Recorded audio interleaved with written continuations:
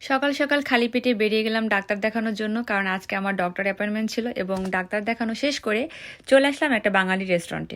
এখানে ছিল চিকেন বিরিয়ানি, তেহারি, খিচুড়ি, বেগুন ভাজি, আলু ভাজি, সিম ভাজি, আরও ছিল অনেক অনেক বাঙালি খাবার, যেগুলো প্রত্যেকটা খাবারই দেখতে অনেক বেশি কিউট লাগতেছিল। আর ছিল সরষে ইলিশ, চিকেন কাবাব, চিকেন তান্দুরি, আরও অনেক অনেক টাইপের খাবার। আমার কেন যেন মনে হচ্ছিল সবগুলো খাবারই আমার একটু একটু করে টেস্ট করে দেখা উচিত, বাট যেহেতু সকালবেলা এত খাবার খাওয়া যাবে না, সো ফাইনালি আমরা এখানে পরোটা এবং চিকেন তান্দুরিটা অর্ডার করলাম। দেখা যাক ওনাদের খাবারটা আসলে কেমন লাগে।